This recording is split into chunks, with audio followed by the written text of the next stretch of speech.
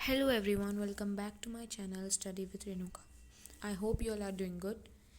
In this video, we will study part 2nd of chapter number 3 of History class 12th. The topic here is gendered access to property. In this topic, they will tell us how genders describe the method of access to property. According to the Manusmriti, the paternal estate was to be divided equally amongst sons after the death of their parents, with a special share for the eldest. Manusmriti के हिसाब से जो paternal estate है, जो parents की या basically जो father की प्रॉपर्टी है, वो सारे जितने भी उनके सन्स होते थे उसमें इक्वली डिवाइड होती थी और एक स्पेशल शेयर रखा जाता था एल्डेस्ट सन के लिए. Women could not claim a share of these resources. ना तो उनकी वाइफ और ना ही उनकी डॉटर्स इस प्रॉपर्टी पे कोई भी क्लेम कर सकती हैं. Women were allowed to retain the gifts they received on the occasion of their marriage as स्त्रीधन. लेकिन विमेंस के पास राइट था कि वो उस प्रॉपर्टी या उस गिफ्ट को अपने पास रखें जो उन्हें स्त्रीधन के रूप में उनके मैरिज के वक्त मिला था. से दिस ऑल्सो टेल्स अस कि कितनी जेंडर डिस्पैरिटी होती थी, क्योंकि जो पेरेंट्स का या जो फादर की जो प्रॉपर्टी है उस पर विमेंस का भी इक्वल राइट होना चाहिए. लेकिन मनुस्मृति के हिसाब से, जो कि तब की मानी हुई बहुत एक लीगल बुक थी, उसके हिसाब से केवल एक्सेस टू प्रॉपर्टी केवल मेल्स के लिए होती थी, केवल सन के लिए होती थी. फादर के बाद एक सन उसको रख सकता था, कोई डॉटर नहीं. सो this is basically in the topic कि जो भी एक्सेस टू प्रॉपर्टी है वो मेल्स के पास होती थी. जो लड़कियां थी या जो स्त्री थी वो गिफ्ट्स अपने पास रख सकती थी जो उनको मैरिज के वक्त स्त्रीधन के रूप में मिला था. Now criteria for access to wealth. अब हमें ये तो पता चल गया कि एक्सेस टू प्रॉपर्टी किसकी थी या फिर वेल्थ कैसे किसको मिलती थी, लेकिन वो वेल्थ कमाने के या फिर हम किस तरह से वो वेल्थ कमा सकते थे, what was the criteria for that in accordance with वर्ण. सबसे पहले तो वर्ण के अकॉर्डिंग, जैसे मैंने पहले भी बताया 4 वर्ण होते हैं, ब्राह्मण, क्षत्रिय, वैश्य, शूद्र, और हर किसी को एक फॉर्म ऑफ वर्क दिया गया है. कोई ट्रेड करता है, ब्राह्मण्स टीचिंग करते हैं, जो क्षत्रिय है वो वॉरफेयर करते हैं. इसी तरह से वो पैसे कमा सकते हैं. तो एक क्राइटेरिया वेल्थ को रखने का वर्ण से डिस्क्राइब होता है. फिर जेंडर एक्सेस टू प्रॉपर्टी जो हम पढ़ ही चुके हैं. Sharing of wealth by rich to poor. पहले क्या होता था कि क्योंकि कुछ लोग बहुत रिच होते थे और कुछ एक्सट्रीमली पुअर हो जाते थे, तो जो रिच लोग हैं उनके पास अगर इतना है कि वो अपने लिए भी खर्च कर सके और औरों को भी दे सके, तो वो अपनी प्रॉपर्टी या फिर अपनी वेल्थ शेयर करते थे ताकि जो पुअर लोग हैं उनके पास भी प्रॉपर एक्सेस टू रिसोर्सेज हो सके. Now I have told in the previous class also कि मैं आपको एक अलग से वीडियो बनाऊंगी. जो भी सोर्सेज हैं चैप्टर में, बहुत सारे सोर्सेज हैं और ये सोर्सेज बहुत इंपॉर्टेंट है. इसमें से बोर्ड एग्जाम में बहुत क्वेश्चंस पुट अप होते हैं, तो हम इसकी एक अलग से वीडियो बनाएंगे. अब ये जो है ये वही सोर्स है, वाई किंग फॉल क्वारल्ड. अब किंग फॉल्क में क्यों प्रॉब्लम्स होती हैं या फिर वो क्यों उनमें लड़ाई झगड़े होते हैं, ये सोर्स उसके बारे में है. This is an export from the Adi Parvan, literally the first section of Sanskrit Mahabharat, describing why conflict arose among the Kauravas and the Pandavas.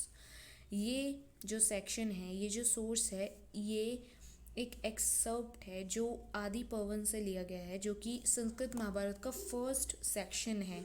इसमें डिस्क्राइब किया गया है कि कौरव्स और पांडव्स जो जिनके बीच महाभारत का युद्ध हुआ, वो युद्ध क्यों हुआ.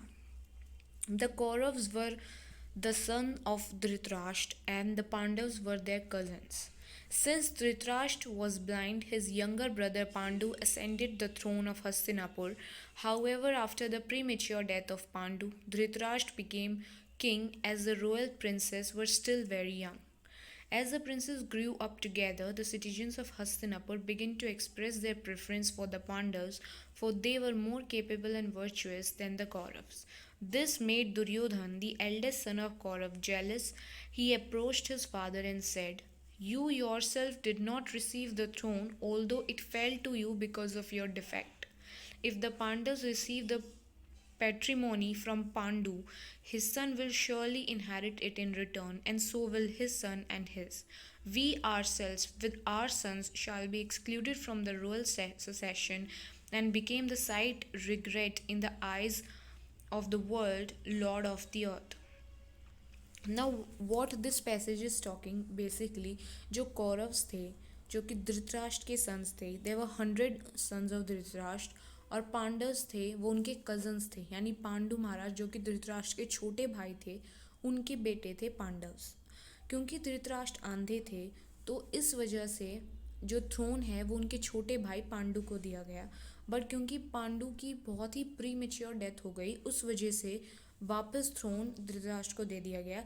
लेकिन जब जो उनके सन्स थे, पांडु के जो सन्स थे, जो पांडव्स थे, जब वो छोटे थे, जब वो बड़े हो गए, तो जो हस्तिनापुर की पब्लिक है उन्होंने ये इच्छा जाहिर की कि जो पांडव्स हैं वो कौरव से ज़्यादा केपेबल हैं, तो ये थ्रोन उनको मिलना चाहिए.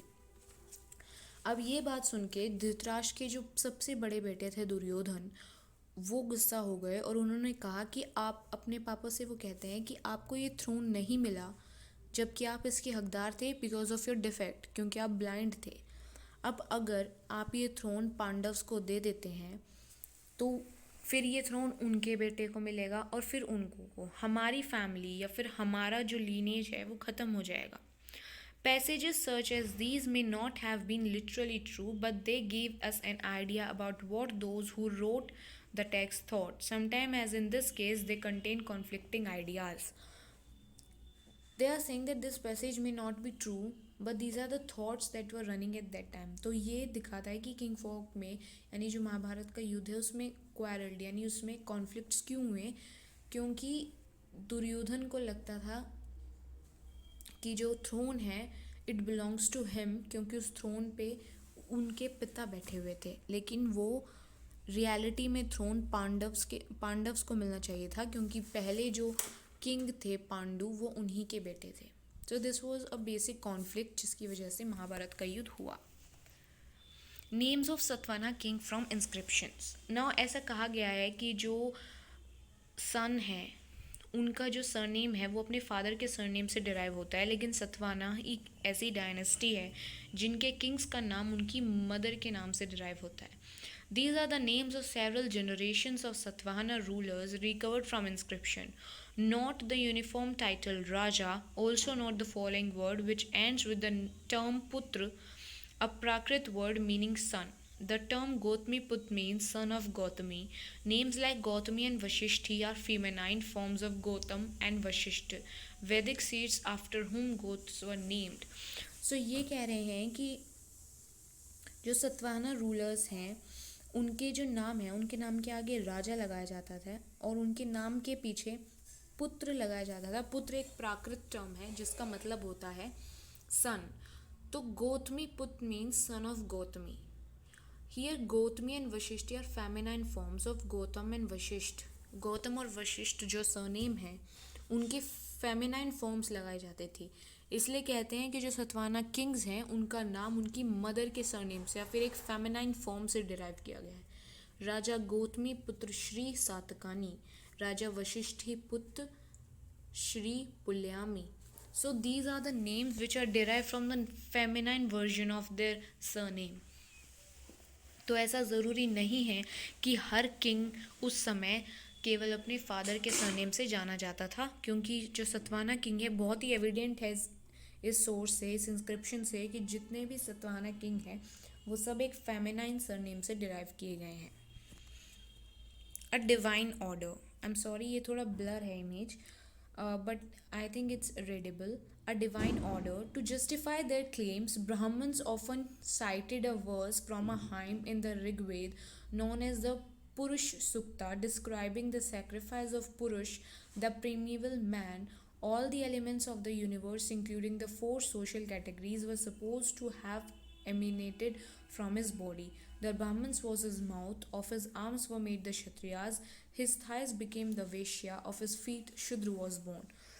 तो जब भी ब्राह्मण से कहा जाता था कि why have you divided the society into 4 varnas, तो वो हमेशा ऋग्वेद से लिए गए पुरुष सूक्त का एग्जाम्पल देते थे और बोलते थे कि पुरुष जो एक प्रिमिबल मैन है और who is the element of this universe, पूरा यूनिवर्स इनके ही एलिमेंट से बना है।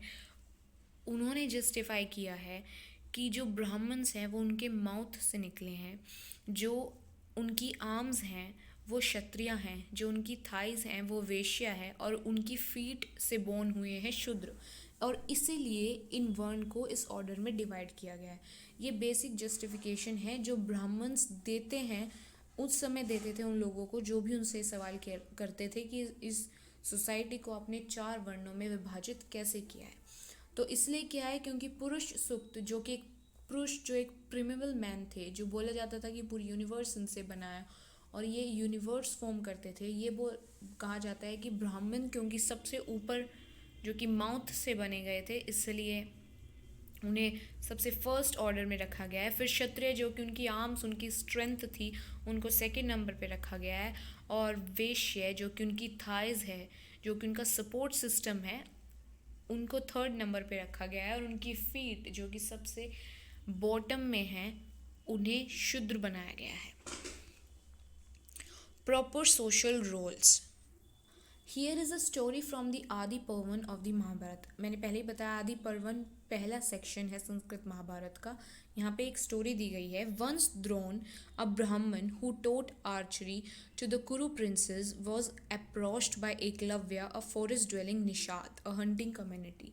द्रोणाचार्य जो थे वो एक ब्राह्मण थे और वो कुरु प्रिंसेस इंक्लूडिंग पांडव्स, जो कुरु रॉयल फैमिली है, उनके जो सन बेटे हैं उनके टीचर थे द्रोणाचार्य। एक निषाद, फॉरेस्ट ड्वेलिंग निषाद, जो हंटिंग कम्युनिटी से था, वो एकलव्य जिनका नाम था, वो एक दिन द्रोणाचार्य के पास आते हैं। When Drone, who knew the dharma, refused to have him as his pupil, Eklavya returned to the forest, prepared an image of Drone out of clay, and treating it as his teacher, began to practice on his own. In due course, he acquired great skill in archery. One day, the Kuru princes went hunting, and their dog, wandering in the woods, came upon Eklavya. When the dog smelt the dark Nishad wrapped in black deer skin, his body caked with dirt, it began to bark. Annoyed, Eklavya shoots 7 arrows into its mouth. When the dog returned to the Pandavas, they were amazed at this superb display of archery. They tracked down Eklavya, who introduced himself as a pupil of Drona.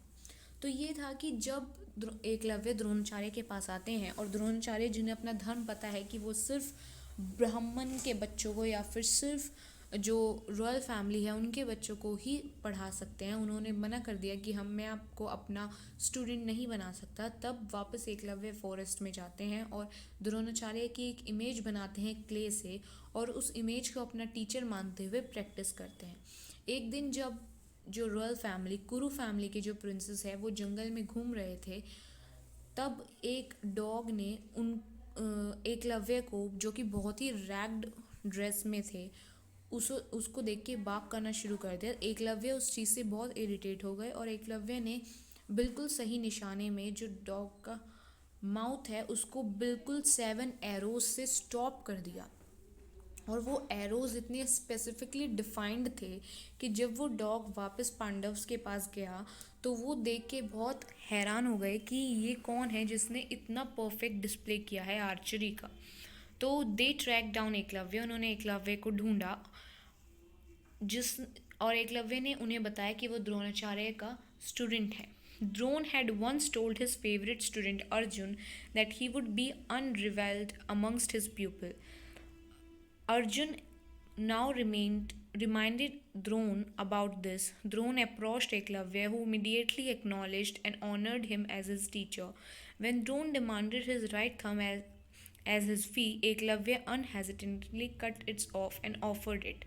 But thereafter, when he shot with his remaining fingers, he was no longer as fast as he had been before. Thus, Drone kept his word. No one was better than Arjun. Dronacharya ने एक बार अपने favourite student Arjun को कहा था कि I will teach you in a way कि आपको कोई डिफीट ना कर सके। तो अर्जुन ने ये बात द्रोणाचार्य को याद दिलाई कि आप इनको टीच नहीं कर सकते थे, आपने फिर भी इनको सिखाया है क्योंकि वो आपको अपना गुरु मानते हैं।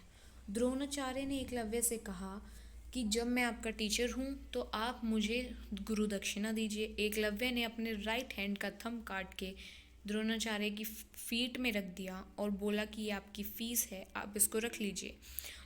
एकलव्य ने फिर भी आर्चरी की उसके बाद भी, लेकिन वो इतने परफेक्ट नहीं रहे जितने परफेक्ट वो पहले थे।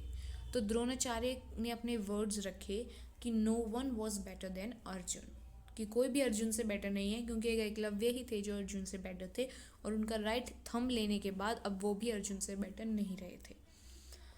So this is basically proper social roles, क्योंकि द्रोणाचार्य ने अपनी जो वर्ड है वो अर्जुन को दिया था और उन्हें धर्म पता है कि हमें अपने वर्ड्स पे हमेशा रहना चाहिए।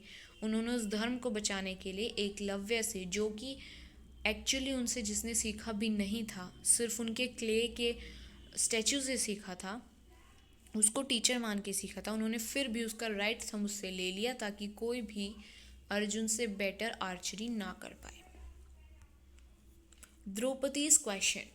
नाउ इफ़ यू नो कि ये क्या था, जब वो कौरव और पांडव चेस खेल रहे थे, चेस नहीं, शतरंज बोलते हैं उसको, जो वो खेल रहे थे, चौसा बोलते हैं, जब वो खेल रहे थे तो जो युधिष्ठिर है वो हर चीज़ दाव पे लगा चुके थे, हर चीज़ स्टेक कर चुके थे और सब चीज़ों को हार चुके थे।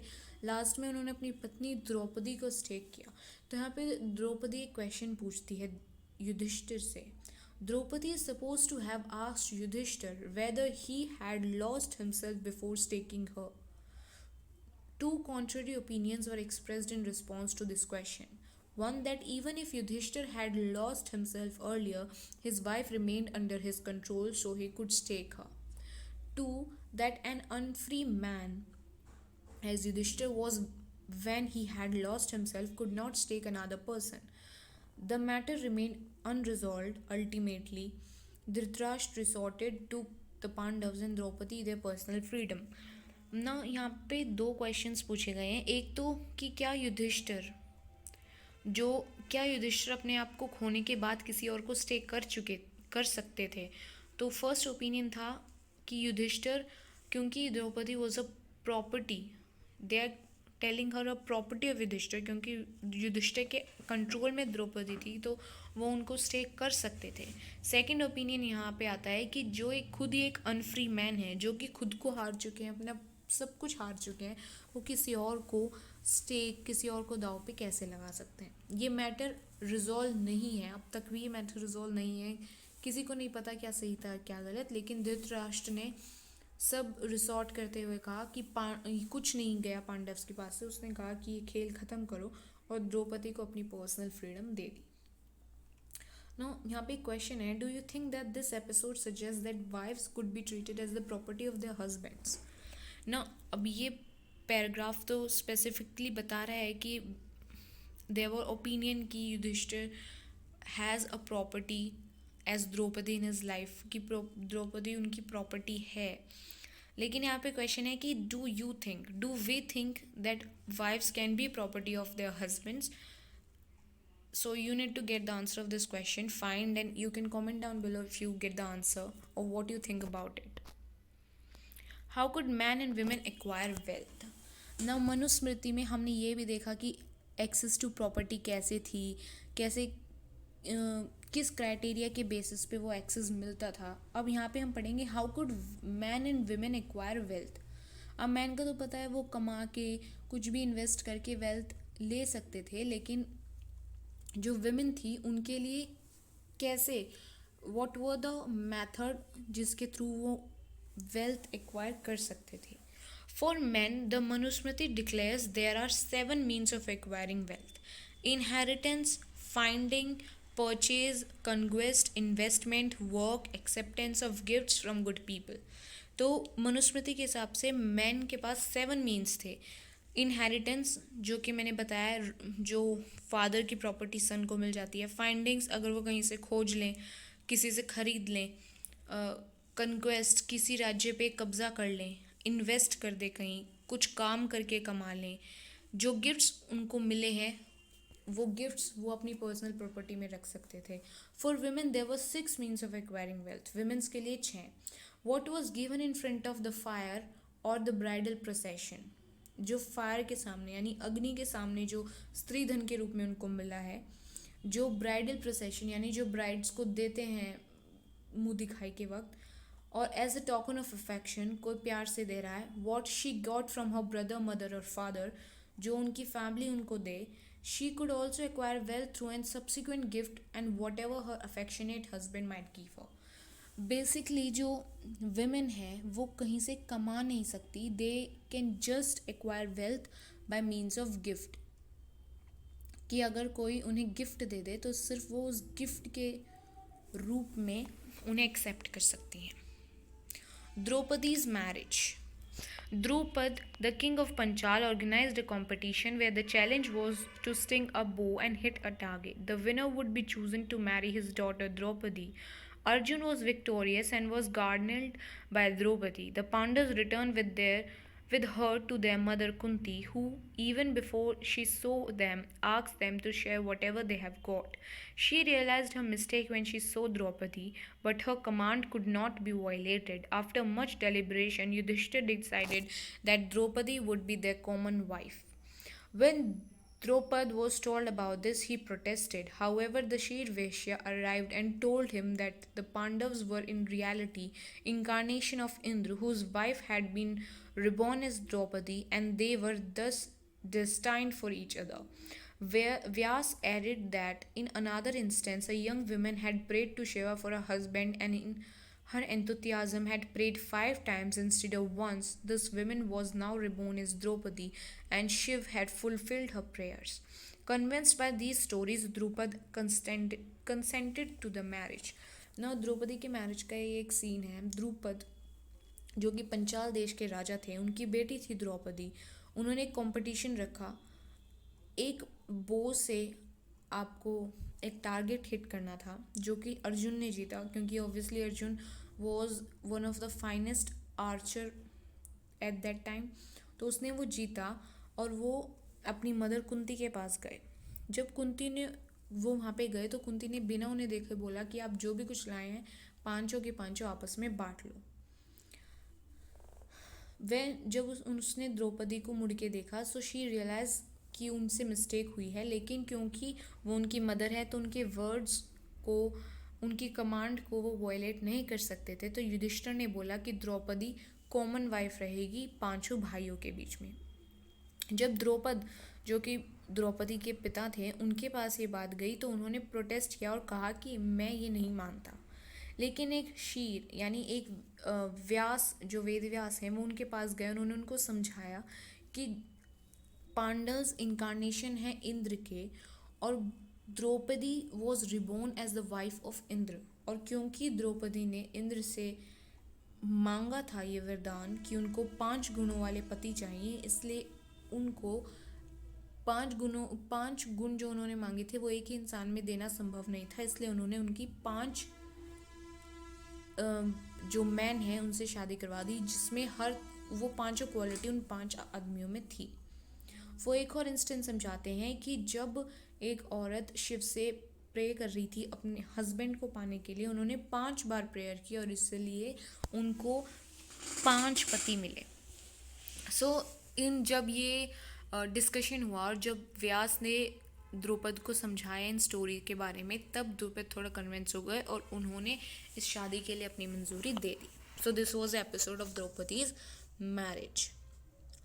8 फॉर्म्स ऑफ मैरिज हमने पढ़ा था कि केवल फर्स्ट 4 फॉर्म्स ऑफ मैरिज को इम्पोर्टेंस दी गई और बाकी जो 4 फॉर्म्स ऑफ मैरिज है वो इतनी अच्छी नहीं मानी जाती। सो यहाँ पे यही बताया गया है, here are the first 4th 5th and 6th form of marriage from the Manusmriti. First, the gift of a daughter after dressing her in costly clothes and honoring her with presents of jewels to a man learned in the Ved whom the father himself invites. पहली form कैसे marriage थी कि एक अपनी daughter को वो एक बहुत ही अच्छी ड्रेस में तैयार करके उसे बहुत सारे गिफ्ट और ज्वेल्स और जो भी वो दे सकते हैं वो सब दे के एक पढ़े लिखे आदमी को वो सौंप दे।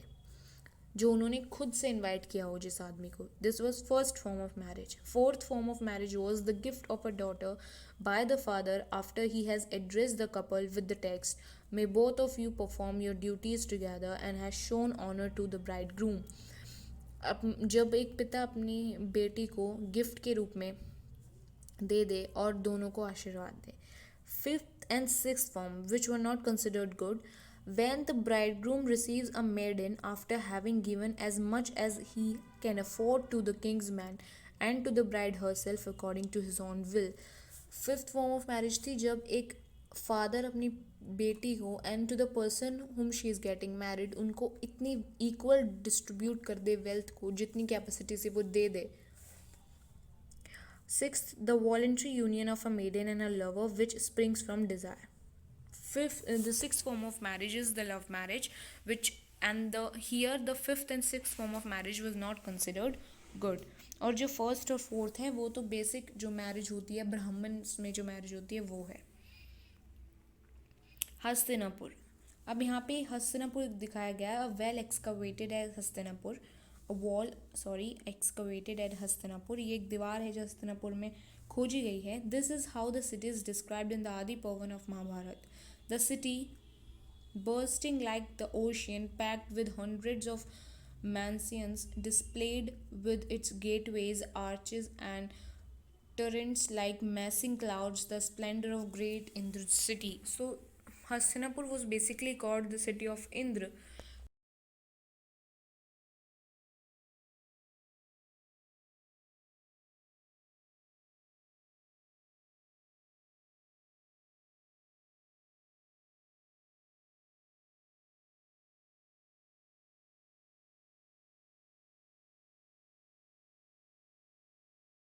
So that's all in this chapter. इस chapter में इतना ही था. If you have any doubt, you can comment down below. You can put your questions. और अगर आपको किसी question का आंसर नहीं मिल रहा है आप वो मुझसे पूछ सकते हैं. So that's all. Thank you so much for watching the video. Have a good day.